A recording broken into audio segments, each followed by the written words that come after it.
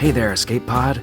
Norm Sherman here, former Escape Pod editor, host, and former but not former much longer host and editor of the Drabblecast. Some of you may be familiar with the Drabblecast, a weekly speculative fiction podcast magazine I founded 10 years ago that brings, as a tagline, strange stories by strange authors to strange listeners, such as yourself. Weird fiction across all genres, really. Because hell, folks, it's hard doing a podcast as big and as free as Escape Pod and Drabblecast each and every week in your spare time. So I said, you know what? Let's remove the spare time part of this equation and make it your full-time gig, Norm. And that's exactly what we're trying to do. And we have big things planned for the future. But I need your help. Need you to lurch, shamble, teleport right on over to the Drabblecast Reborn Kickstarter. Take a little look around. You can find a link in this week's Escape Pod show notes. And you can find a link by searching for Drabblecast Reborn on Kickstarter or Google. We have some amazing backer rewards, from original full-color hardback children's books about parasites, to anthologies, to cast iron hand-forged tentacle sculptures you can put in your lawn. Lots more, to make it even more worth your while to help bring the Drabblecast back. And get this, if you do decide to back the Drabblecast's return on Kickstarter, and you type in "Here from Escape Pod" when you're asked for your referral, you get a special Escape Pod-friendly mystery gift thrown in from your old buddy and former Escape Pod editor, Uncle Norm. That's Drabblecast Reborn on Kickstarter, folks. Find us, click us, back us, and help bring us back from the disconcertingly pastoral and ham-scented void that we currently find ourselves residing in. Hope y'all are well. You're special folks, you know that. Looking forward to connecting soon, and until then, have fun.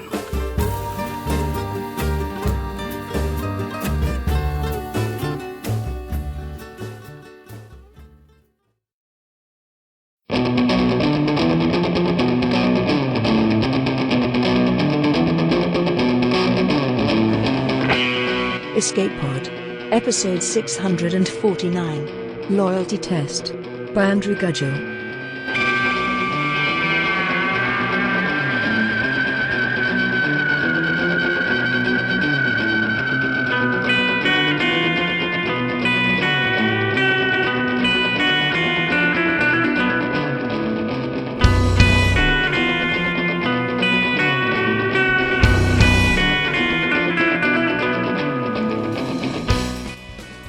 Hello, and welcome to Escape Pod, your weekly science fiction podcast. I'm your host this week, Tina Connolly, and I am here to bring you Loyalty Test by Andrew Gudgell. This story is original to Escape Pod. Andrew Gudgell has always loved words and playing with words. He lives on the east coast of the U.S., in an apartment being slowly consumed by books. Find him online at andrewgudgell.com. Your narrator this week is Matt Dovey. Matt Dovey is very tall, very English, and most likely drinking a cup of tea right now. He lives in a quiet market town in rural England with his wife and 3 children, and still struggles for the words to fully express his delight in this wonderful arrangement. You can also find him chained up in the slush dungeon over at Podcastle, and he sometimes reads stories out loud there too, as well as at Escape Pod and the District of Wonders podcasts. He's sold short science fiction and fantasy to a dozen or more markets. You can keep up with all of this at mattdovey.com or follow along on Twitter and Facebook both as Matt Dovey Writer. So get ready to be of service to the governor because it's story time. Loyalty Test by Andrew Gudgell. When the intercom on his desk buzzed, Mark's head snapped up, instantly awake. He'd been dozing in his chair. His finger stabbed the button that told the boss he was on his way. He stood up and straightened his rumpled grey suit before glancing at his watch. 1:17 a.m. It figures. The boss tried to cut him as much slack as he could, but humans just couldn't keep the same pace as the Vrith, who came from the sunny side of a tidally locked planet and didn't sleep at all. "Yes, Governor," Mark said, even before the door to the boss's office was fully open. Speaking before he could be seen did double duty. It showed that he was eager to be of service, as well as preventing the boss from seeing his yawn, The Vrith sometimes considered wide-open mouths a sign of aggression, and their claws could cut deep. Mark had a couple of scars on his forearms from when the previous governor's instincts got the better of them. It was an occupational hazard of working for the Vrith, who now ran Earth's government. "Mark," the translation box on the boss's desk said, "tell me about doors." He walked across the rough tile floor that the Vrith preferred to the side of the desk at the far end of the boss's office, where he made his obeisance by looking down and crossing his arms at the wrists in a sign of submission. He spoke without looking up. "What would you like to know about doors, Governor?" "You may look at me when you speak," the boss replied. "Are doors always necessary?" Mark raised his head and squinted in the harsh, bright, artificial light the Vrith also preferred. 4 of the boss's 6 eyes were turned towards him, as was their feeding orifice. Mark couldn't help but feel a momentary flush of pride. In the Vrith culture, facing the other party in a conversation was a sign of attention.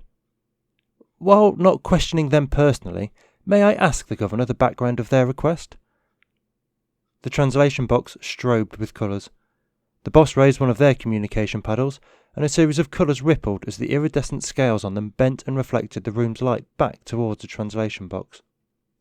"The governor of the Mediterranean region is considering banning doors to prevent collusion and plotting. Several other governors inclined towards their opinion. I decided to gather more information before registering mine." Mark's stomach dropped. Doors? They want to ban doors? Might as well ban houses too and be done with it. Mark struggled to keep his face impassive. He'd been working for this boss for just under 2 years now, spending more hours a day here than anywhere else. Yet the way Vrith minds worked still surprised him.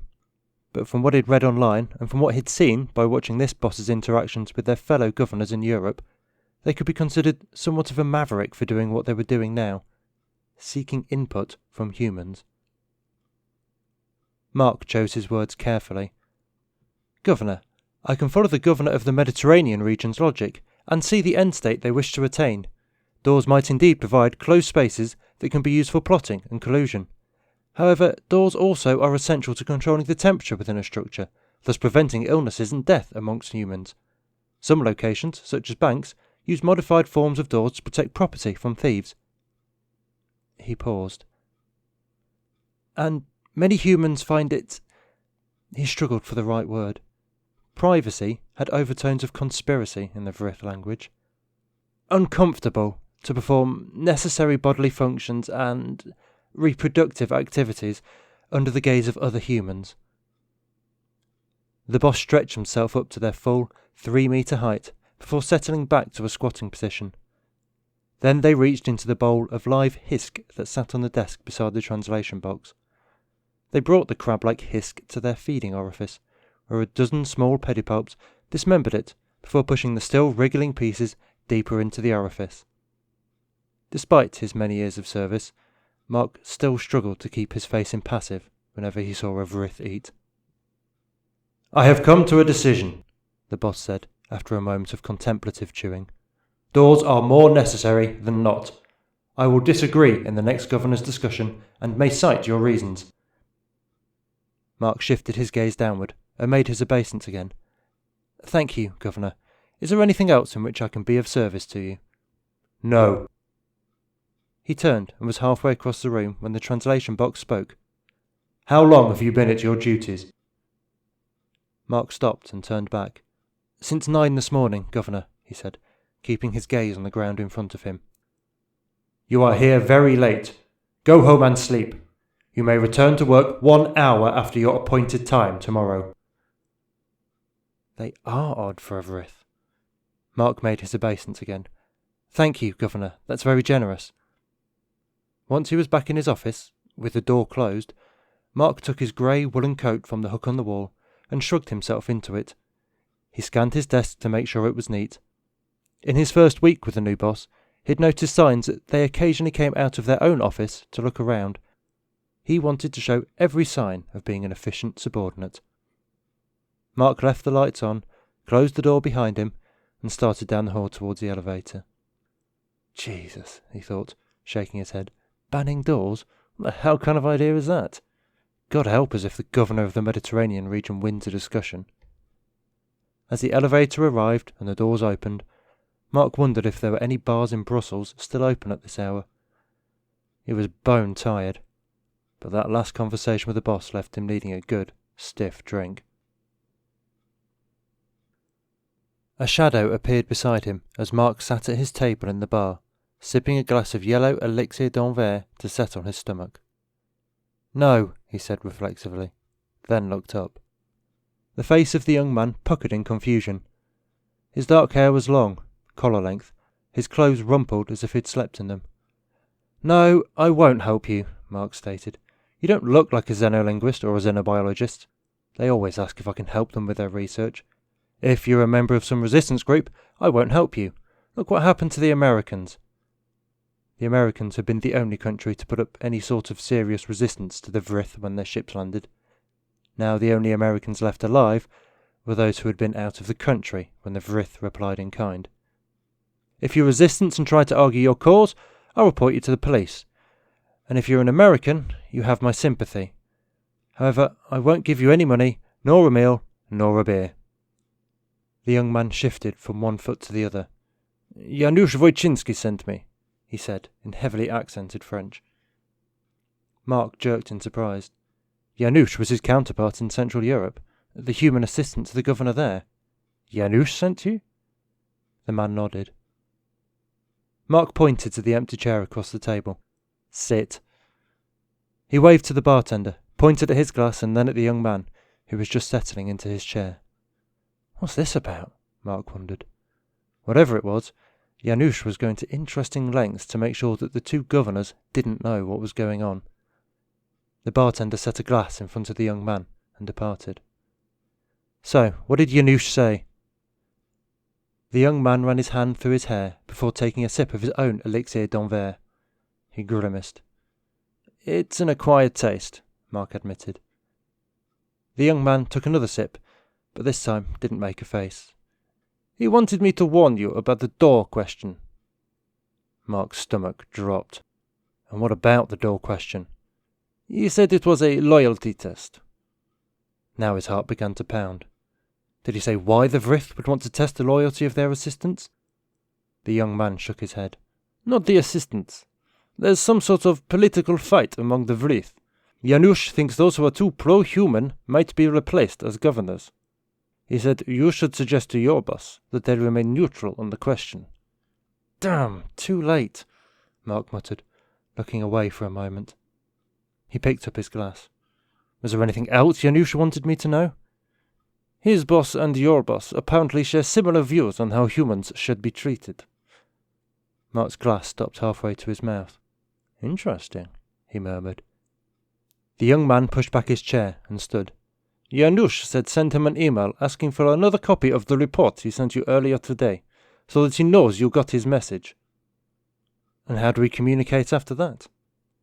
The young man shrugged, then downed his glass in a single gulp. He shuddered. "We won't. I'm heading back to Warsaw on the next train. It's in Janusz's hands now."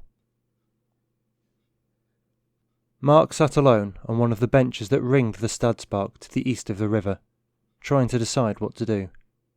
Should he say anything to the boss? You can never tell how Vrith will react. Their whole way of thinking is so different. But was their thinking really that different?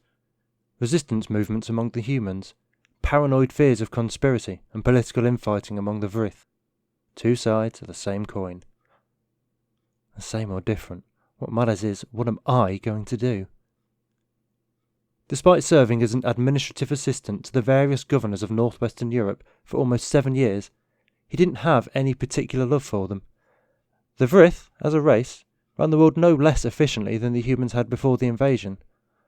While there were now more restrictions on what a person could or couldn't do than before, most people had accepted the new situation and moved on with their lives. And this boss seemed to treat the humans in their governorship fairly well, all things considered. If Mark did nothing, the boss would get caught out by the loyalty test. They would be replaced by some other Vrith, one who'd likely be much harsher. Mark shifted on the bench. I can't let them get caught up in the infighting. Should he merely go back to work and say that he'd reconsider the question, and then somehow steer the boss towards a neutral answer? Or reveal Janusz's warning? As Hamlet said, that is the question. Mark could see the scenario playing out in a number of ways. His boss might not actually be of the same faction as Janusz's boss, in which case there would doubtless be a sudden leadership change in the Central European Governor's office, followed by a crackdown on the human populace there. Or perhaps his boss would consider him and Janusz conspirators, in which case both their lives would be numbered in minutes. Or both scenarios might happen simultaneously. Mark reached into his coat pocket, searching for a pack of the cigarettes he stopped smoking years ago. Standing in front of his own desk, Mark took a deep breath before pushing the signal button on his intercom. He stepped into the boss's office and stared a hornet in the face. Not a live hornet, but one of the microdrones the Vrith use for personal defence.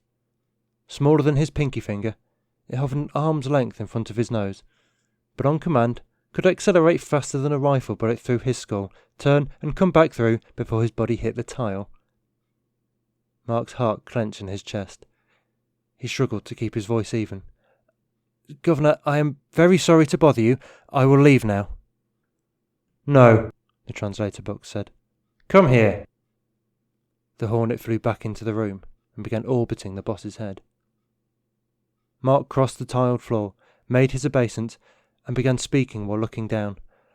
"Governor, I've been considering the question you asked me earlier about doors, and I think it may be best if you—" "You may look at me when you speak," the boss said.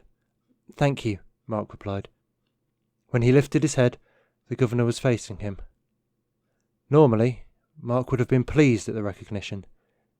Now he hoped that the boss didn't know how to read human facial expressions. The hornet hovered between them. "Go on," the boss said.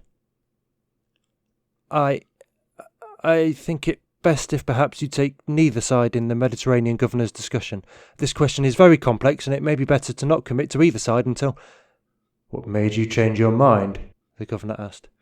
"I am, as always, concerned with giving you the best advice I can, and—" "You gave me excellent advice earlier. Something caused you to change your mind." The hornet drew closer to him. Mark sagged and closed his eyes. "Let it be quick." "I was told that the question about doors was being used by some of the group of governors to determine which governors were sympathetic to humans and which were not. I'm afraid that if you answer in support of the humans, your career, maybe your life, might be in danger. I feel you care about how we humans are treated and would hate to see you replaced by someone who did not." He'd never talked to a Vrith so bluntly. He was surprised, after a moment, to find himself still alive, and opened his eyes. The hornet was now only inches from the tip of his nose. "Who told you this?" "The human administrative assistant to the governor of Central Europe." The hornet quivered for a moment, then darted backwards to land on the boss's desk. "Thank you, Mark, for telling me the truth." Confusion washed over him. The governor was aware they were being tested by the other governors. Waves of blue light rippled up the boss's body, the Vrith equivalent of laughter. "The governor of Central Europe and I planned all this." "I don't understand." "They sent a human to find you, and tell you that I may be in danger. I sent a human. You didn't think you were the only human working for me, did you? To their Janusz, to say that they were in danger. We wanted to see just how loyal you were to us personally, rather than to just the Vrith squatting behind the desk. You passed the test." They stretched themselves up, then squatted back down. "And I learned, just before you came in, that Janusz also passed. That makes for 4 of us. A small beginning, but I am sure it won't remain that way." The boss leaned in towards him, then stuck one of their clawed arms out. "I believe this is how humans begin to conduct business with each other. I am Blue-Red-Green Triple Flash. Welcome to the first European Area Resistance Cell."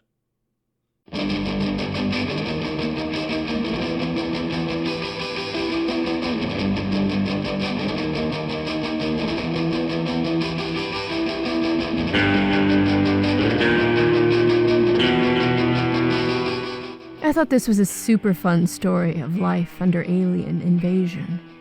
I mean, I tend to enjoy ridiculous bureaucracy stories anyway, and there was an element of that in poor Mark's efforts to give a balanced and fair answer to the question of whether or not a building should have doors. And everyone who's worked in an office with an open floor plan will understand this bizarre human urge for some tiny shred of privacy. I just happened to recently watch the comedy Set It Up on Netflix about a pair of human assistants who work for two terrible human bosses. Lucy Liu and Taye Diggs play the terrible bosses, and they make their humans work incredibly long hours. And they don't even have the excuse of coming from a planet with no nighttime. Whereas at least the governor's clearly trying to make as many allowances as he can for his feeble human counterpart. But I also like that this story went to unexpected places. It would have been easy and simplistic to tell a story of bad aliens doing bad things.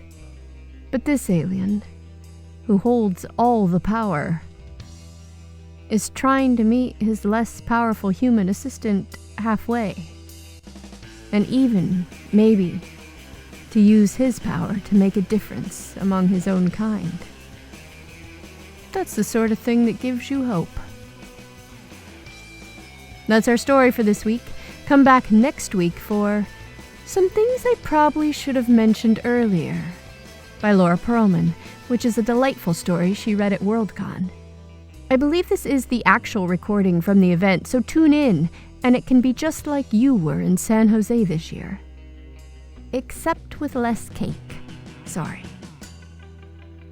If you missed us at Worldcon, you can find a few of us at World Fantasy in Baltimore this year, including me, probably wandering around and getting into trouble. Also this weekend at ArchCon in St. Louis, you can find Escape Pod assistant editor Benjamin Kinney, as well as Podcastle host and assistant editor Setsu Izume. So you know, all you Midwesterners, hop on over there and go have fun for me. Escape Pod is a production of Escape Artists, Inc., and it is totally brought to you with a Creative Commons Attribution Non-Commercial No Derivatives license. Don't change it. Don't sell it. Please go forth and share it. Escape Pod relies on the generous donations of listeners, exactly like you. So if you enjoyed our story this week, then consider going to escapepod.org or patreon.com/EAPodcasts and casting your vote for more stories that come from the sunny side of a tidally locked planet. Our opening and closing music is by Daikaiju at daikaiju.org, and our closing quotation this week is from Beth Revis in Across the Universe, who said, "A leader isn't someone who forces others to make him stronger. A leader is someone willing to give his strength to others, that they may have the strength to stand on their own." Thanks for listening, and have fun.